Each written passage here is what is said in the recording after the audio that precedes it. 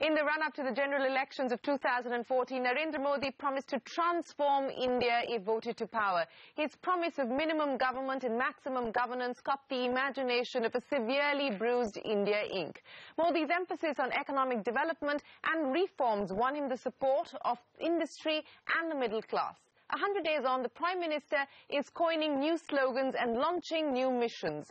From Make in India to the Dhan Jan Yojana, every announcement is being amplified. But has the Prime Minister come good on his promise of delivering bold change, or has he spent the past 100 days testing waters?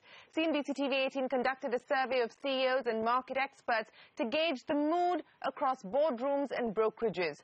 The results are in, and India Inc. has given a thumbs up to Team Modi's performance. 90% of respondents have rated the government's performance above average. Speedy decision-making, clearance of various projects which were stuck, and more accountable ministries are being seen as the government's key achievements. India Inc. believes that the Modi government has also been successful in bringing higher visibility of growth as well as building stronger international relations. However, there are a few misses as well, and the big one is the lack of clarity on retrospective taxes and the timeline on the GST and, of course, GAR. To assess Team Modi's performance further, I have with me a power-packed panel: Nainalal Kidwai, country head of HSBC and the former president of FICCI; Ashok Wadhwa of Ambit Holdings; Rajiv Kumar of the Centre for Policy Research; Siddharth Vardarajan, senior journalist and columnist and fellow at the Shivnada University; Satya Podar of Ernst & Young joining me here in the studio. Appreciate you joining us here. Nainalal Kidwai, let me start by asking you, the fact that Prime Minister Modi carries the burden of expectations is an understatement. As our poll reflects, sentiment has changed considerably. While reality on the ground may not have changed as dramatically as one would have liked it to, but business confidence is back and sentiment has improved. What, to your mind, has been the biggest achievement of the past 100 days? I think the biggest achievement is the fact that we have a government which has not faltered once in terms of policy, has unashamedly and unabashedly said that growth is central to everything they do, that if the budget is termed pro-business, well, it is pro-business, and therefore looking to the business environment is a very important aspect of it. And the focus, therefore, that we have seen in policies, in interministerial issues getting cleared up, and around infrastructure and making sure that those projects begin to move forward are all big pluses. And I think they're reflected in the survey that CNBC has done. So very positive there. I would think that another area which I really laud is the fact that it is also about endorsing the good things that happened in the past and not upsetting the apple cart in trying to do some great grandstanding around, for example, Aadhaar. Allowing Aadhaar to continue, I think, is an indication of where you have a mature government that looks at what's there, looks at what's good, lends its support to what it should lend its support to, and enables those projects to go forward, and is not getting lost in the rhetoric of, well, everything that a previous government did was bad. So picking up what it believes in and allowing that to go forward. And I think, therefore, I certainly had a feeling of relief that we have in this maturity of policy making, one which enables the good to continue and then builds on it. Right. Rajiv Kumar, let me take that point forward, and I'll come back to address the governance issues in just a bit. But it's an important point that Nainalal Kidwai has highlighted there, this business of there being more continuity over change. And I know there's divided opinion on this because the Prime Minister, through his election campaign, had promised transformative change. But, leave the political rhetoric aside. Naina gave the example of the Aadhaar, and that fortunately has not been junked and it's being taken forward. Diesel deregulation, another policy of the UPA which is being taken forward by this government. The Cabinet Committee of Investment, which one thought would be disbanded along with several of the other cabinet committees, that continues and is now in fact working very closely with the Prime Minister's office. So you have just this morning, I think, written about how you would like to see bolder reforms and bolder measures from the government and from the Prime Minister. But on this issue of change and continuity, do you believe that this has actually been a more mature approach of the Modi government, despite the fact that they accuse the UPA of all kinds of disasters?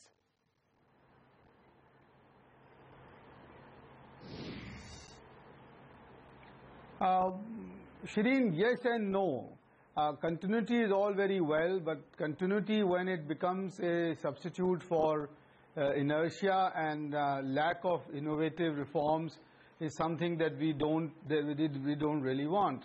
So what Naina has said is true, and let me add to that the fact that I think this government has worked without ideology, and which is a very fresh thing, because it's not, it's neither announced some huge big bang reforms which it could not sustain, nor has it sort of gone back into its shell or done other sort of ideological things. It's taken the ground reality as it is and trying to change it, and therefore focusing on preparing for the change which is about to come. That's my impression. So that's a very good thing. But on the other hand, I would still like the government to lay out a clearer, bolder vision for where they want the economy to go and how they would like it to go. And to give you an example, I mean, there's nothing has happened about let's say the food subsidies, and he had talked about sort of changing the FCI and changing the entire procurement system, etc. So now, if you want to do this, I'm not saying do it tomorrow, but I'm saying that you could have said, I'm doing the Jan Dhan Yojana because everybody will then have a bank account, and then I will next step move towards the conditional cash transfer, and this conditional cash transfer would then replace the food subsidy, which I think is not good and is distortive of the economy. And I can repeat this in several sectors. So what I'm saying is that I think there is still place for a bolder vision to be put forward, which will enthuse the investors far more than what they have done, because at the moment what I see is that reflects in the fact that the credit offtake remains very low at 12 or 13%, that the investor is still in a wait and watch mood. And this wait and watch mood, the longer it continues, the longer will it take for the recovery to come up in a full-blown measure.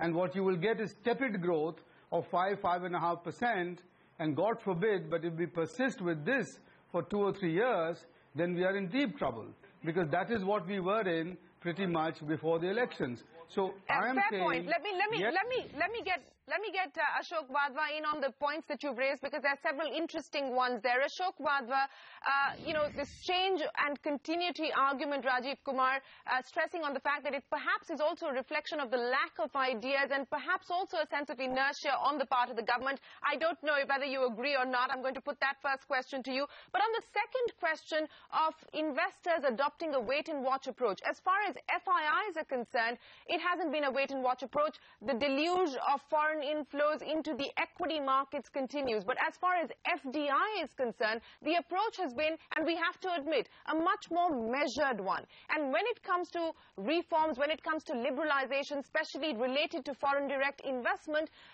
the sense that one gets is that this government has been particularly cautious. If you look at FDI and defense, for instance, a more cautious approach than perhaps even of the UPA. Your thoughts on FII versus FDI, and whether you believe that enough has been done in the first 100 days to continue to infuse investors about the India story? I think, Shereen, first question first. In terms of, has the government done enough? Is the government looking at innovative measures? We haven't seen any big bang reform. My sense is that this government and Prime Minister Modi seems to be following an approach of incremental reform versus transformational reform at this point of time. And I recognize that several people expected and want to see transformational reform. But there's nothing wrong in doing incremental reform. We all are aware of the fact that budget was a bit of a disappointment. And yet outside the budget, the government has made a very interesting change related to oil and gas industry. Let me just specify what the change is. We are all aware that the previous government, in an effort to contain fiscal deficit and meet budget constraints, had increased royalty on oil and gas payable by ONGC and by Oil India, making several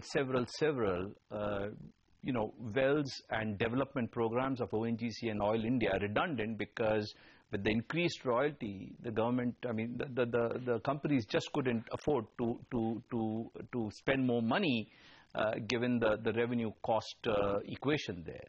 And yet, in a very nice and subtle manner, the Ministry of Petroleum has now allowed ONGC and Oil India and other oil companies to say, whereas we are not going to reduce the royalty or the payments that you have to make, the cess that you have to pay, we will allow you to adjust this against the subsidies that you provide to the oil companies. Now, a very smart and innovative way to try and address one of the most important needs of this country, i.e. greater investment and generation of oil and gas. And I'm saying many of us didn't notice this. We would have noticed it had it come by way of a reduction of royalty or cess as a part of the larger budgetary reform, because we were expecting Big Bang. So whereas I don't disagree that some of the natural misses, and particularly the one that could have been easily rolled out in the budget, are obvious disappointments. Let us not forget that reform does not have to be necessarily, an innovative reform does not have to be necessarily made in a transformational and a Big Bang manner, as we have come to know. Even incremental reform of the type that I speak is welcome, and we shouldn't ignore the positive impact of such reforms. They're truly innovative. On the second, I don't think we're disagreeing with that point at all, and I don't think anybody on the panel is suggesting that incremental reform is in any way less efficient or less impactful as legislative change or Big Bang reform. I think the point, and this is the one occasion that you cannot accuse the media of hyping up expectations, because this was a government that came to office and the Prime Minister himself set out a 100-day agenda for each of his ministries. So this is a hype and expectation mismatch issue, perhaps, Ashok. Maybe we need to wait another 100 days, another 100 days, and we will see all of those reforms and hopefully all of those expectations unfolding. On the FII versus FDI piece, I think the markets, the financial markets, have clearly moved up the curve. The sentiment has changed dramatically from the time Mr. Modi got the majority in Parliament, and continues to be upbeat.